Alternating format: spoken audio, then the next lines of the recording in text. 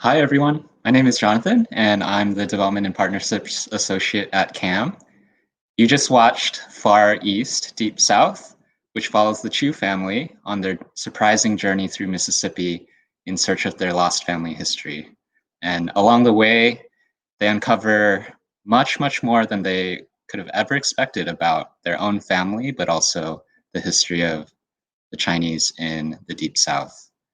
Before we call the team up for the talk, I'd just like to acknowledge that CAAMFest is made possible by our sponsors, filmmakers, community partners, members, donors, and all of you watching right now. I'd like to also give special thanks to our charity partner, St. Jude Children's Research Hospital, for making this particular program. Please note that this film is eligible for our Audience Award. So if you'd like to vote for it, please click the link above the video player, and winners will be announced after the festival. With that, I'd like to introduce the filmmaking team for our talk today. Today we have with us the director, Larissa Lam, producer, Baldwin Chiu, and music composer, Nathan Wang. Welcome. Thanks for joining us today. Hey, how's it going? Hi, we're glad to be here. Hey. Good to see you all. It's good to be back in San Francisco. Virtually. Welcome back. San Francisco's happy to have you. Yeah, coming home. How are y'all doing today? We're doing good. We're doing good. Happy to be here. Yeah. Great. So I figure we can get straight to it. For first question, I know that this film was kind of made as a follow-up to another film you made, Finding Cleveland. I'd be curious to hear about how you decided that you wanted to turn it into a full-length feature, and what that process was like. Well, Finding Cleveland is our 14-minute short that we did about 4 or 5 years ago. And that really chronicled the first trip we took to Mississippi, where we didn't know anything, and what happened in less than 48 hours on that trip. And it was almost like our family vacation that we turned into a documentary, because we didn't expect to uncover all the stuff about Baldwin's family and about the history of the Chinese in Mississippi. And I think as we started to show that film around the country, people kept asking us questions. I mean, we had a lot of questions after that first trip that we knew we needed to dig in more. And so we went about kind of researching more, interviewing more people, and finding out more than we bargained for. If people thought that first trip was remarkable, what we discovered for Far East Deep South definitely warranted a feature-length film. So we kind of call it Far East Deep South is kind of like the prequel, and then reimagined Finding Cleveland, and then the sequel, all in one. That's very cool. Yeah, I feel like, it was a story about your family, Baldwin, and about the Chinese experience, but it was about so much more than that. So, I feel like it would be hard to fit all of that in, 15 minutes. Yeah, definitely. Yeah, it's hard to dive into something in a short subject. I mean, shorts are great because it can introduce a topic, but as you saw with Far East Deep South, there's just so many more layers that we wanted to get into in terms of the history and the relationships between the Chinese and the Black and the white communities historically. And then, of course, the impact of the Chinese Exclusion Act, which we didn't even know how directly impacted Baldwin's family when we did Finding Cleveland. That became a major centerpiece in the whole idea of what does it mean to be American, and how deep our roots run in this country. Mm-hmm. Yeah, it was interesting how the film kind of unfurled. It felt very personal to begin, but then there were elements of history throughout.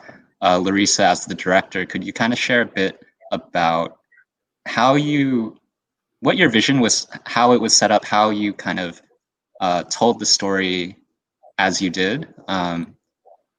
Yeah, I think, how you kind of introduced that, it started out as like a family journey. It was a family personal trip to pay respects to Baldwin's grandfather's gravesite.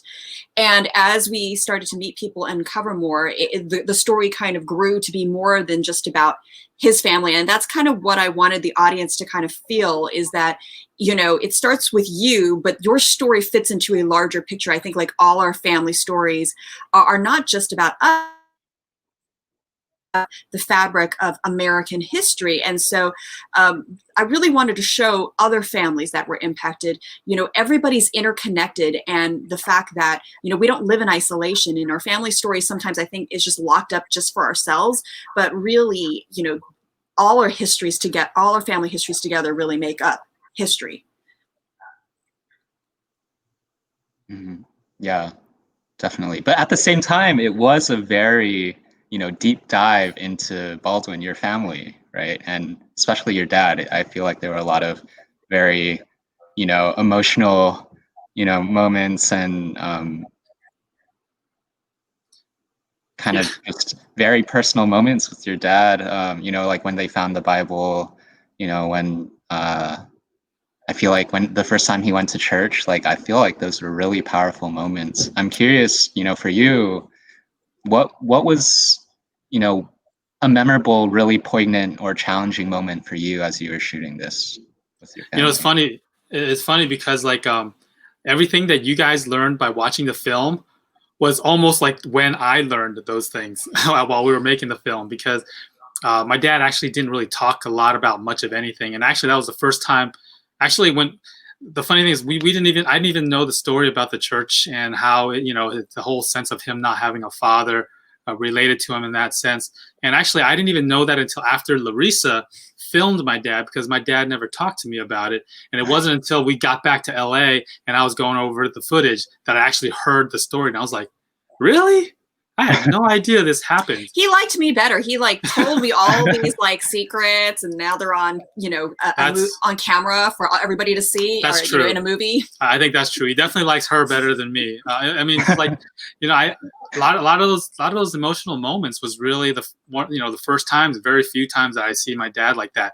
He's very typical, you know, Chinese man, and so for him to lay it out on there and allow us to show it to the world on the film is actually quite meaningful to me, because it means that he's willing to finally allow his experiences to help other people maybe understand their experiences as well.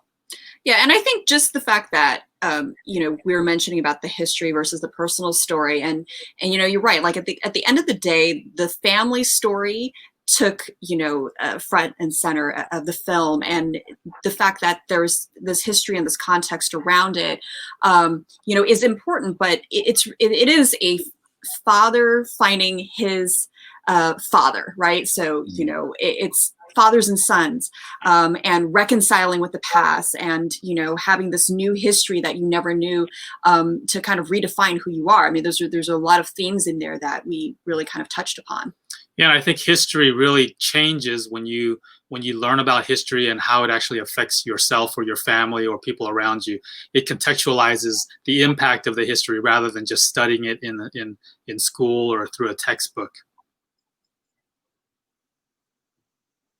Yeah, the point you said there actually kind of reminds me of, so I don't know if the audiences know that you actually put out Asian Americans Make History, the Hamilton-inspired video on YouTube.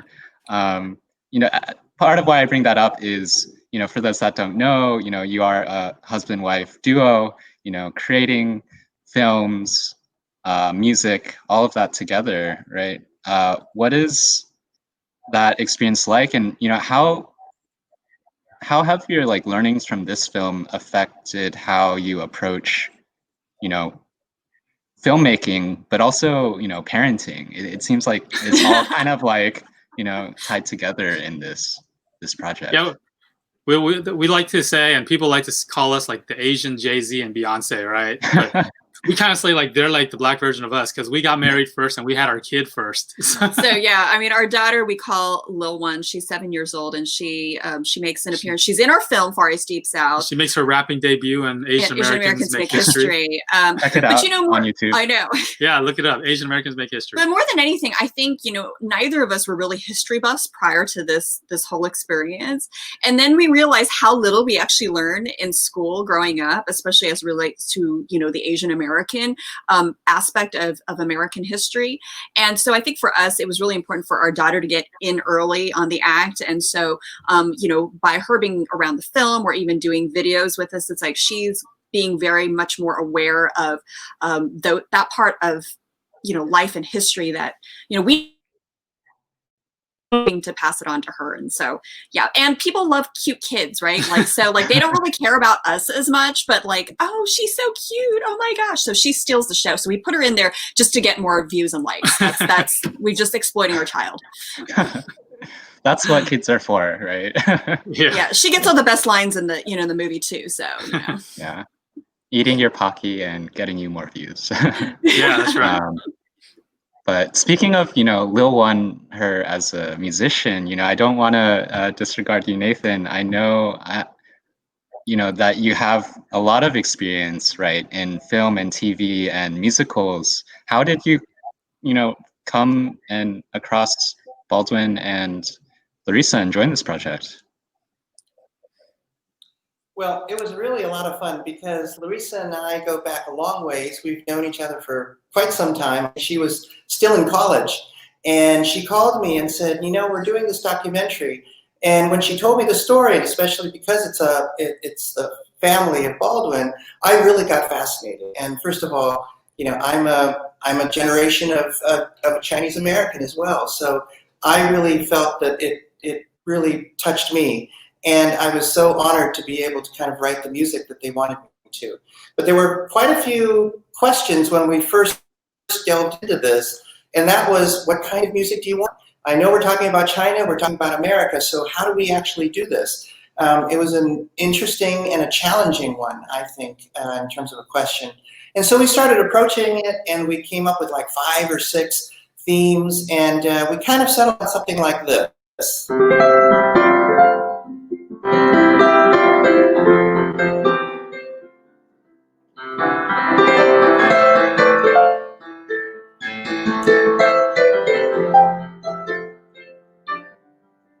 And I felt that this was sort of Americana instilled. But if you listen to the melody itself,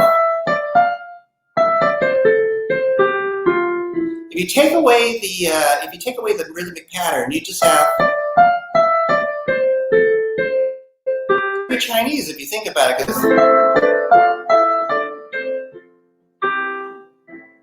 So what I tried to do was kind of find a very nice combination of the theme that could be sort of Chinese, but at the same time arranged so much so that it becomes Americana. And that was really something that I really felt very good about, and we extended this entire theme throughout the documentary. And I think it worked, and hopefully my challenge was to try to match the emotional intensity and sometimes the comedic feelings, and also the surprise that we all got in certain places where we find out about the Bible, as you said, and oh my God, you know, this happened, and to be able to kind of do that with the music and to be able to support it. And that was a lot of fun. Yeah, and you know, Nathan like squeezed us in between a Paramount Pictures film, Playing with Fire, and like a Jackie Chan movie, and like, and you know, and so and they squeezed in a little bit of Far East. You know, if anybody doesn't know who Nathan Wang is, look up IMDb, and I'm sure you'll be very familiar with a lot of his work. You'll have to turn on your second screen because that list is continuous. Yeah, over 300. That's crazy. But also, you know, don't sell yourself short, right? Since you are, you know, the Asian Jay-Z and Beyonce, so it's not a sandwich, right? It's more of it's like a mountain that, you know. Exactly. Yeah. The funny thing is, like, Nathan actually hired me to do some rap in Chinese for like a video game. And actually I think Nathan gets credit. If you look up like some of these songs from Sleeping Dogs, it says like Nathan is the one who was rapping. So should we put you as like co-producer for our film? I have to take the credit. They listed me, but I did not take the credit. I pointed them to the forward.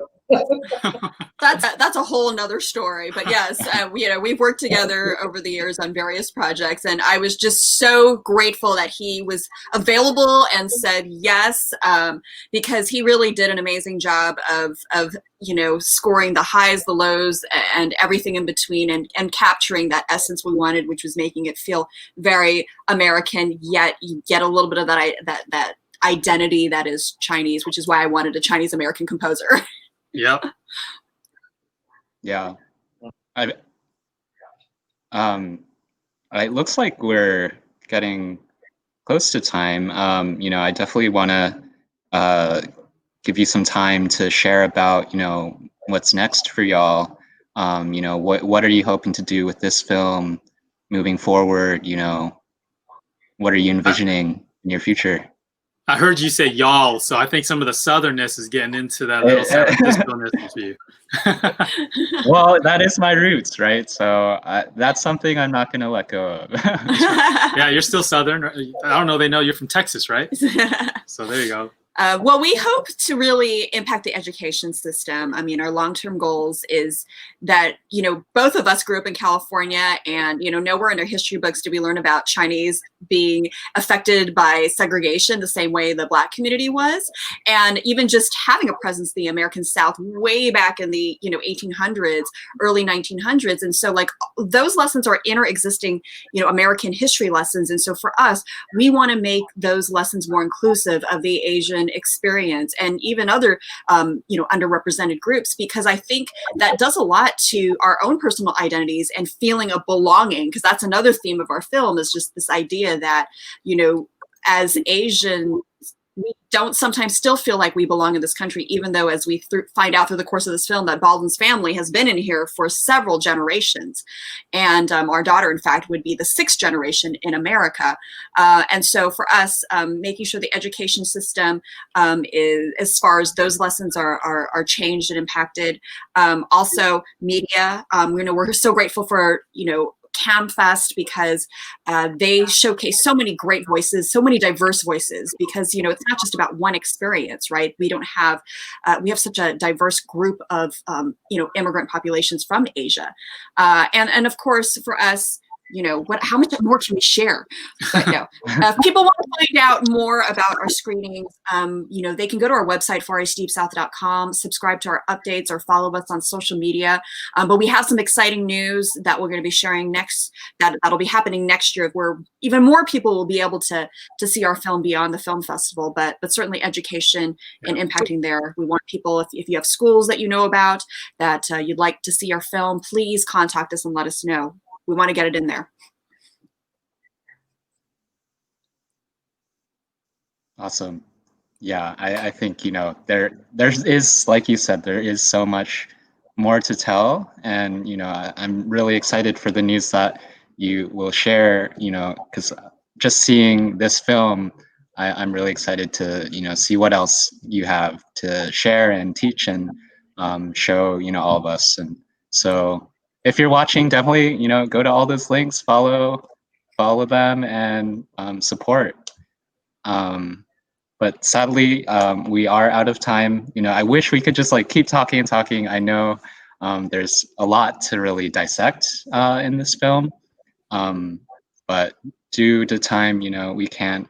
Which is another reason why go and follow them, follow us. We follow love them. to do chats. We Yeah. In fact, we do chats for people that are watching on our mailing list and stuff like that. So definitely follow us, and you'll get more time to ask us stuff. Yeah, and so definitely, thank you to all of you, Larissa, Baldwin, Nathan, for being a part of CAAMFest. It's really an honor that we can, share this with our community. And one final thing as well, if you enjoyed this film, if you enjoyed this program, and want to support CAAM in our future programs to be able to make things like this possible, please consider joining as a member or as a donor. You can look at our site at caammedia.org/donate or /memberships. Yes. Well, anyways, thank you again, and please enjoy the rest of the festival. Take care. Take care, y'all.